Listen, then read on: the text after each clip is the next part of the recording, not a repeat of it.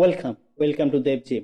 অনেকেই কোয়েশ্চেন করছে আমাকে যে সোসাইটি রেজিস্ট্রেশন করার জন্য যে প্রসিডিওর সেইগুলো কিভাবে করতে হয়, বা প্রচুর প্রবলেম আমাকে বারবার লোকে প্রশ্ন করছে, কমেন্টে জানতে চাইছে। তো সেইগুলো নিয়ে প্রত্যেকটা স্টেপের এক একটা ডেডিকেটেড ভিডিও আমি বানাতে চলেছি। তো আজকের যেটা নিয়ে আমি আলোচনা করব সেটা হচ্ছে 10 বছরের বেশি বা অলমোস্ট 10 বছর যাদের রিনিউয়াল হয়নি তাদের কি করতে হবে, তাদের কি প্রসিডিওর, এর একটা ডেডিকেটেড ভিডিও অলরেডি আছে। সেটাকে আরো ভালোভাবে আপনাদের কাছে তুলে ধরার চেষ্টা করছি আমি। যদি আপনাদের সোসাইটির রেজিস্ট্রেশন 10 বছরের বেশি বা প্রায় 10 বছর রিনিউয়াল না হয়ে থাকে, তাহলে কি করতে হবে এই ভিডিও থেকে পুরো নলেজ আপনারা পেয়ে যাবেন। যদি নতুন হন তাহলে অবশ্যই চ্যানেলটাকে সাবস্ক্রাইব করুন এবং ভিডিও যদি ভালো লাগে অবশ্যই লাইক করবেন। আপনারা কোথা থেকে এই ভিডিওটা দেখছেন, আমার ভিডিওটা দেখছেন, তারা অবশ্যই কমেন্টে নিচে জানান। তো ভিডিওটা শুরু করা যাক।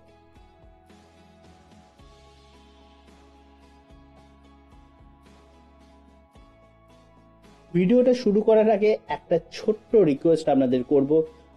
আমরা অ্যানালিটিক্স থেকে দেখছি প্রচুর লোক আমাদের ভিডিও দেখছেন কিন্তু সাবস্ক্রাইব করেননি। প্লিজ একটা লাইক, টাকা পয়সার কিচ্ছু দিতে হবে না, জাস্ট একটা লাইক করে দিন, আমাদের অনেক মোটিভেশন বাড়বে। একটা লাইকের ফলে, একটা ক্লিকের ফলে চ্যানেলটাকে সাবস্ক্রাইব করে দিন এবং বেল আইকনটা প্রেস করতে অবশ্যই ভুলবেন না, তাতে আমাদের মোটিভেশন আরো বাড়বে, আরো নতুন নতুন ভিডিও আনার চেষ্টা করব।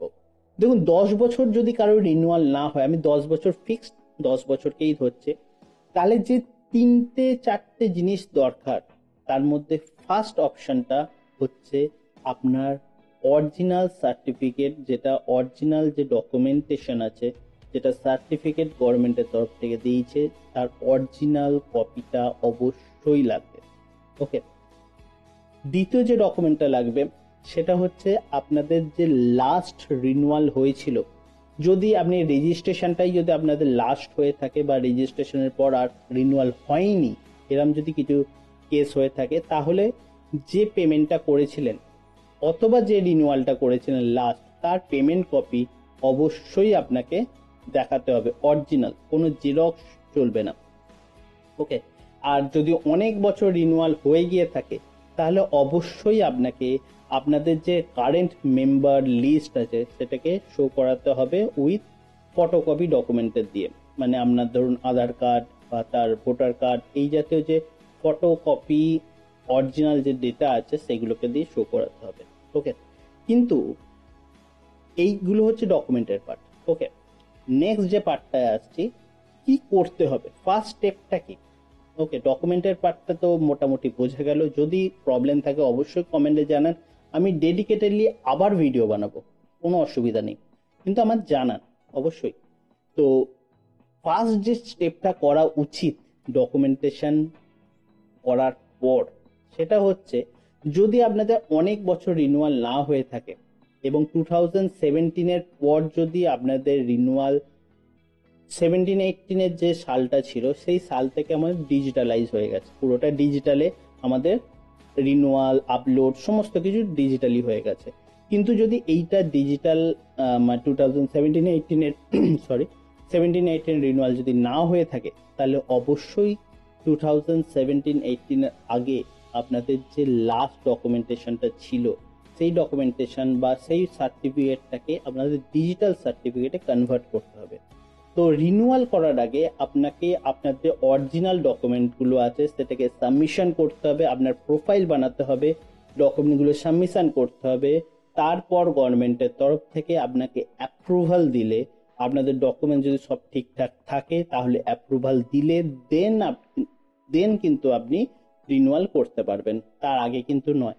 আপনি 10 বছর রিনিউয়াল হয়ে করেননি, হঠাৎ করে গিয়ে রিনিউয়াল করব এটা বললে কিন্তু হবে না, কারণ আজকের দিনে দাঁড়িয়ে সমস্তটাই ডিজিটালাইজ হয়ে গেছে। এখানে কোনো অফিস গিয়ে আগে যেরকম ম্যানুয়াল প্রসেস ছিল সেই প্রসেস কিন্তু আজকে নেই। ঠিক আছে। তো ফার্স্টে আরেকটু সংক্ষেপে যদি আমি বলি, ফার্স্ট স্টেপ হচ্ছে আপনার ডিজিটালাইজ করতে হবে আপনাদের ম্যানুয়াল সার্টিফিকেটটা। সেকেন্ড যে ডকুমেন্টগুলো বললাম সেই ডকুমেন্টগুলোকে আপনাকে রাখতে হবে সেইগুলো যখন ডিজিটালাইজ করবেন তখন যে ডেটাগুলো লাগবে তার মধ্যে এই ডেটাগুলো কিন্তু অবশ্যই দিতে হবে। ঠিক আছে, যদি আপনি অ্যাপ্রুভাল পেয়ে যান তারপরে গিয়ে কিন্তু রিনিউয়াল প্রসেস শুরু হবে। এবং রিনিউয়াল প্রসেসে যেটা হয় সাধারণত আপনাদের প্রত্যেকটা বছরের মানে ইয়ার এন্ডিং এর যে বছরগুলো আছে সেই বছরগুলোর আপনার অডিটের পেপার জমা দিতে হবে, আপনাদের ফর্ম 6 জমা দিতে হবে, আপনাদের অ্যানুয়াল মিটিং এর ডেটা জমা দিতে হবে, মেম্বার লিস্ট জমা দিতে হবে। এগুলো রিনিউয়াল প্রসেসে পড়ছে। এবং অবশ্যই যেহেতু আমি যদি 10 বছরটাকে একটা মিডিল হিসাবে ধরে চলি তাহলে আপনার খরচের দিক দিয়ে যদি দেখতে হয় তাহলে কিন্তু আপনাকে ফার্স্ট যে খরচাটা আপনার লাগবে সেটা হচ্ছে অডিটের খরচা। এবার আমি যদি অ্যাপ্রক্স একটা খরচা ধরে চলি 2000 টাকা যদি বা 1500 টাকা যদি অডিটের ফিস হয়, আমি রাউন্ড ফিগারে 2000 টাকাই ধরছি, অডিটের ফিস 2000 টাকা নেওয়া হলো, তার মানে 10 বছরের জন্য আপনার 20,000 অডিটের ফিস লাগছে। এবার সেক্ষেত্রে হয়তো অডিটার আপনাকে ডিসকাউন্ট দিতে পারেন এত বছর করাচ্ছেন যখন।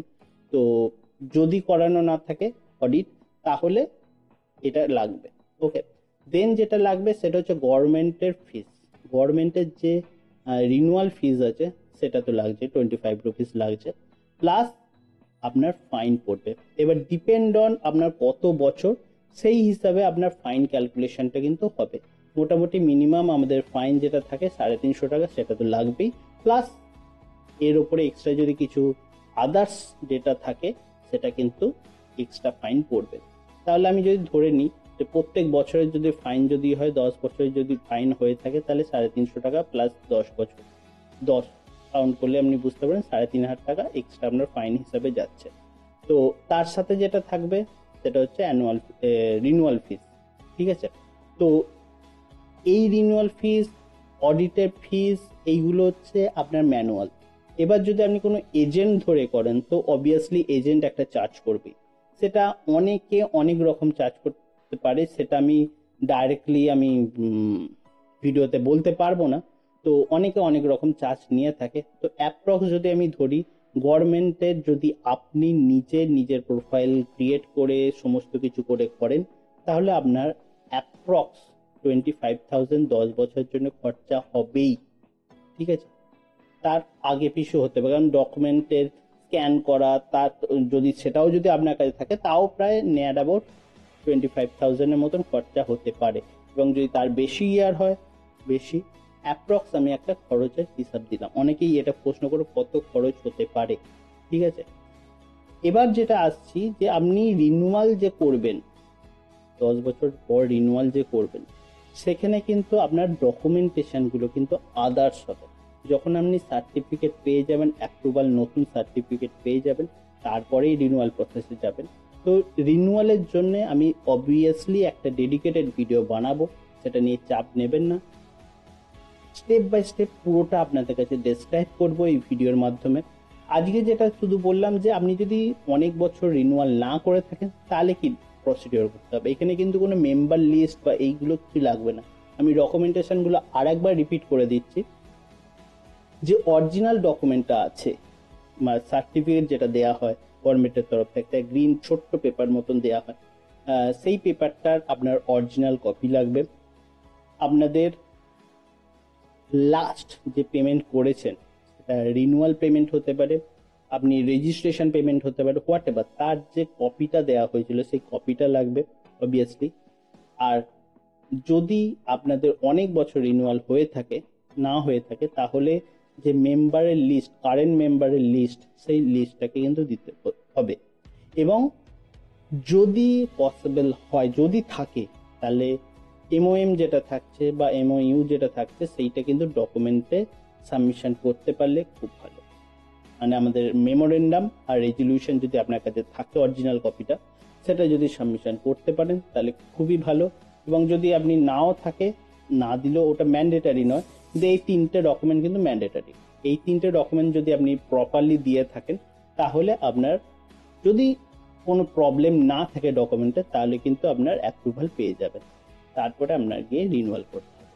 ওকে, তো আশা করি এই ভিডিওর মাধ্যমে আমি অনেকটা ডাউট যেটা আমাদের কোশ্চেন করেছিল এই জাস্ট এই 1 মাসের মধ্যে, এই প্রশ্নটা প্রায় রেগুলারলি আমাকে কলে প্রশ্ন করেছে তো সেই জন্য আমি এটা একটা ডেডিকেটেড ভিডিও বানালাম। তো যদি মনে হয় ভিডিওটা ভালো লেগেছে তাহলে অবশ্যই একটা লাইক করবেন। আরও যদি কিছু রিলেটেড ডকুমেন্ট বা কিছু রিলেটেড ভিডিও দরকার পড়ে তাহলে অবশ্যই কমেন্টে লিখে জানান, আমি চেষ্টা করব ডেডিকেটেড একটা ভিডিও বানাতে। তো আজকের মতন এই পর্যন্তই। ভিডিওটা ভালো লাগলে লাইক করুন, চ্যানেলটাকে সাবস্ক্রাইব করুন এবং অবশ্যই আপনার মতামত কমেন্টে জানান। তো আবার দেখা হচ্ছে পরের ভিডিওতে, ততক্ষণের জন্য থ্যাংক ইউ, বাই বাই।